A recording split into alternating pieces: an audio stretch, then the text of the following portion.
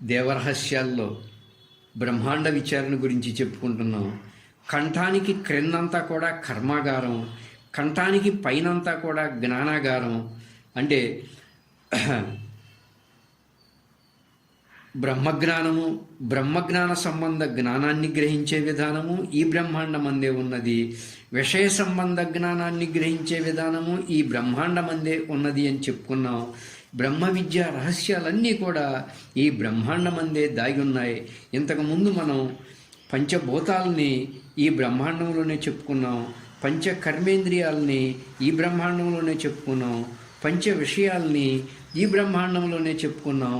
స్థూల, సూక్ష్మ, కారణ, మహాకారణ, కైవల్యం అనేటువంటి పంచవాటిని కూడా ఈ బ్రహ్మాండమందే చెప్పుకున్నాం. ఇంకొంచెం ముందుకు వెళుతూ మరి జాగ్రత్త, స్వప్న, సుషుప్తి, తురీయాతీతములు అనే వాటిని కూడా మనం ఈ బ్రహ్మాండమందే తెలుసుకోబోతున్నాం. జాగ్రత్త, స్వప్న, సుషుప్తి, తురీయాతీతములను మనం ఈ పంచభూత స్థానాలను యందే నిరూపించే క్రమంలో జాగ్రత్తావస్థను స్థూలదేహము ద్వారానే మనం పొందుతాం కాబట్టి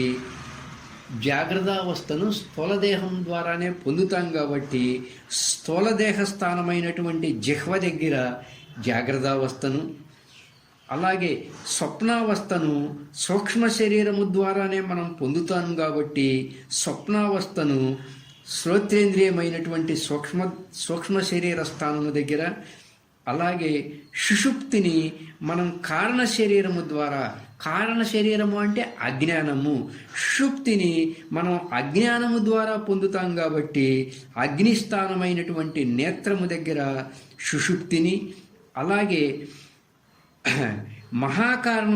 మహాకారణము ద్వారానే అంటే శ్వాస మీద మనసుంచుట అనేటువంటి ధ్యానము ద్వారానే మనం తురీయాన్ని అనుభవిస్తాం కాబట్టి మహాకారణ స్థానమైనటువంటి జ్ఞానేంద్రియ స్థానము దగ్గరే తురీయాన్ని, అలాగే కైవల్యము దగ్గర అంటే కంఠస్థానమైనటువంటి వాయుస్థానము దగ్గర అసలు ఏమీ ఉండవు కాబట్టి అంతా లయమైన స్థానము కాబట్టి అక్కడ తురీయాతీతమును సద్గురువులు నిరూపిస్తారు. అంటే జాగ్రత్తావస్థను జలస్థానమై అంటే జాగ్రత్తావస్థను